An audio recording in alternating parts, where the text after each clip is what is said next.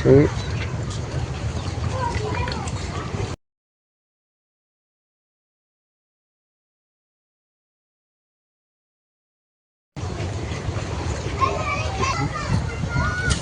আমাদের সুনামগঞ্জের সবচেয়ে অবহেলিত যে উপজেলা সেটা হলো আমাদের মধ্যনগর।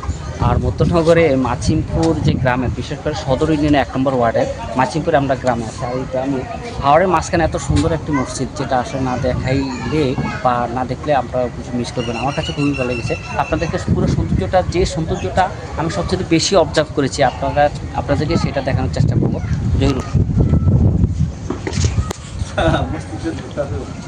অবশ্যই এটি কিন্তু অজুর যে স্থান, খুবই ভালো লেগেছে আসলে এখানে করে। আমি অবশ্য পবিত্র আসরের সালামটা আমি আদায় করেছি। আদায় করে আমি চিন্তা করলাম যে হাওড়ের মাঝখানে এত সুন্দর একটি মসজিদ, একটু অবশ্যই মসজিদের একটি ভিডিও করাই যায়। অবশ্যই আমরা তো অনেক ভিডিও কিন্তু আমরা করি, কিন্তু এত সুন্দর বা শোভাবর্ধনকারী মসজিদের ভিডিও অনেকে করে। আর এটা কিন্তু মসজিদের বারান্দায় আমরা প্রবেশ করছি। মসজিদের ভিতরটা আরো সুন্দর। বা আমরা যে জিনিসটা দেখানোর মূল উদ্দেশ্য আসলে সেটা হলো যে এই যে মসজিদের সম্মুখের যে অংশটা,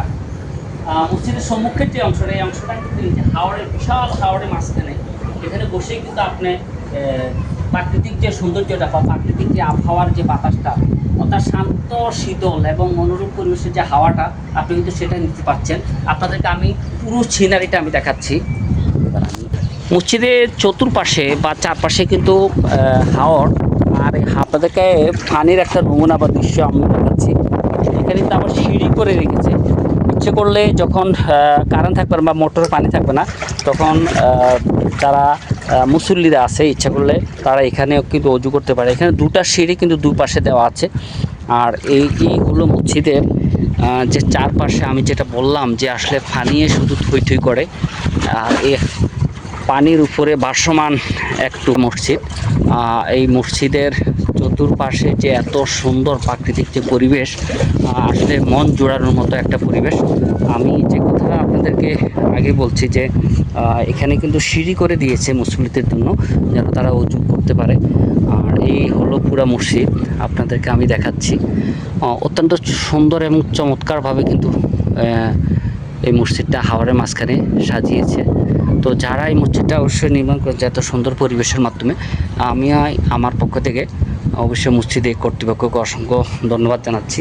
আমি কিন্তু ইতিমধ্যে এখন মসজিদের বারান্দা দাঁড়িয়ে, অর্থাৎ মসজিদের বারান্দায় দাঁড়িয়ে আপনি এই পুরা প্রাকৃতিক সৌন্দর্যটা আপনি উপলব্ধি করতে পারেন। এই হলো মসজিদের বারান্দা এবং এই হলো পুরো হাওর।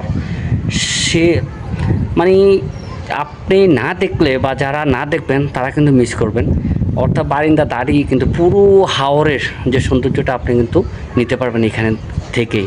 ধন্যবাদ সবাইকে। আর ভিডিওটি যদি ভালো লাগে অবশ্যই আপনি শেয়ার করবেন।